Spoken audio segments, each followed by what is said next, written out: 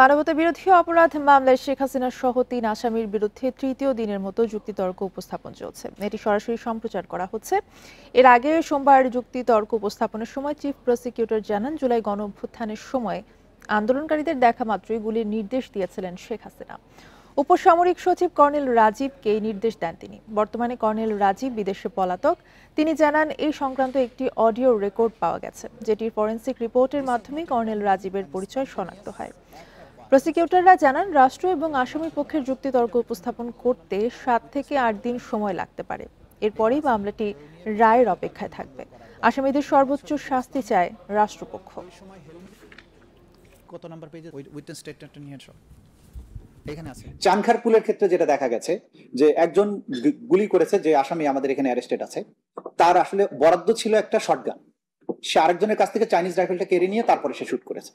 এরকম বহু জায়গায় দেখা গেছে যে পাশে হয়তো এপিবিএন এর একজন সদস্য আছে, যার হাতে সাবমেশিন গান আছে, যার হাতে চাইনিজ রাইফেল আছে, সেখান থেকে সেটা নিয়ে সে ফায়ার করছে এবং এই ব্যাপারে কোনো জবাবদিহিতার ব্যাপার ছিল না।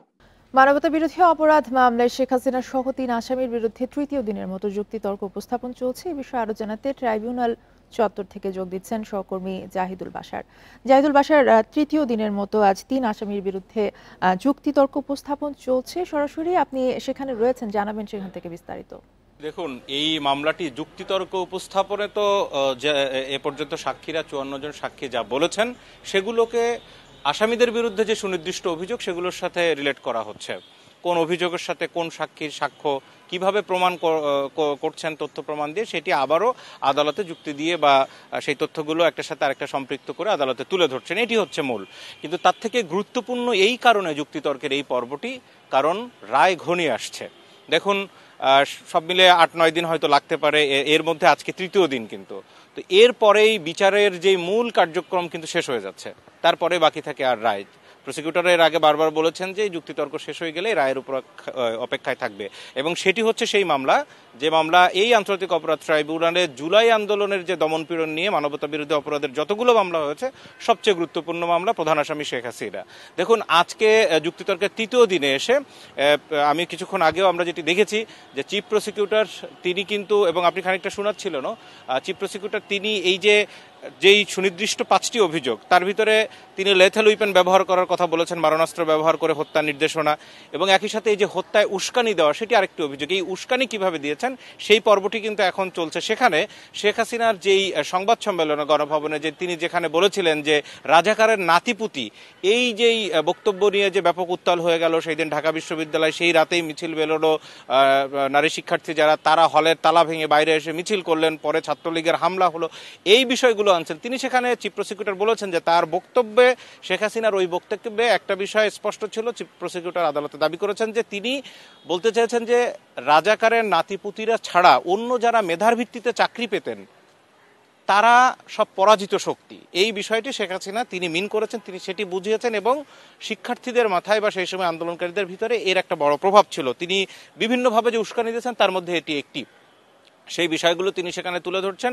এবং ওই দিনের, আমি আগেও বলেছি, চিফ প্রসিকিউটর বারবার করে বলেছেন যে এই অপরাধগুলো পদ্ধতিগত এবং বিস্তৃত ছিল কিনা, দেশের বিভিন্ন জায়গায় হয়েছে কিনা তার প্রমাণ করতে যায়। তিনি কিছুক্ষণ আগে যেই রংপুর বিশ্ববিদ্যালয় সহ দেশের অন্যান্য ঢাকা বিশ্ববিদ্যালয়ের বাইরে যে বিভিন্ন জায়গায় সেই দিন আন্দোলন ছড়িয়ে পড়েছিল পরের দিন শেখ হাসিনার ওই বক্তব্যকে নিয়ে, সেই বিষয়গুলো তুলে ধরছেন। এরপরে পর্যায়ক্রমে তিনি আরও যেই অভিযোগগুলোর বিষয় আনবেন, লেথাল উইপেনের বিষয়গুলো আবারও আসবে, সেখানে অডিও ক্লিপস আছে, ভিডিও ক্লিপস আছে, তাপসের সাথে ফোন আলাপ রয়েছে।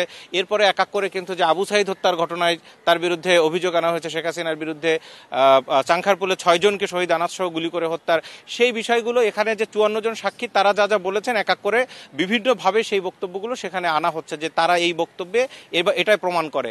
দেখুন, আমরা যদি একটু সাক্ষীর যেই ধরনটা বিশ্লেষণ করি তাহলে কিন্তু এখানে প্রসিকিউটর বিভিন্নভাবে বিভিন্ন ডাইমেনশনের সাক্ষীদেরকে নিয়ে এসেছেন। কিভাবে এই সাক্ষীদের মধ্যে যেই 54 জনের ভিতরে কালকে তিনি হিসাব দিয়েছিলেন, দেখুন সারা দেশে 438টি স্থানে এই হতাহতের ঘটনা বা বিভিন্ন জায়গায় এই হত্যাযজ্ঞ চলেছে, তার ভেতরে 61 জেলার মানুষ মারা গেছে, এবং সেখানে যেটি দেখা গেছে যে 25,000-এর বেশি মানুষ আহত হয়েছে এবং সরকারি তালিকা অনুযায়ী এবং জাতিসংঘের যে তালিকায় যে নিহতের যে তথ্য আনা হয়েছে সেই বিষয়টিও আদালতে তিনি আবারও তুলে ধরেছেন।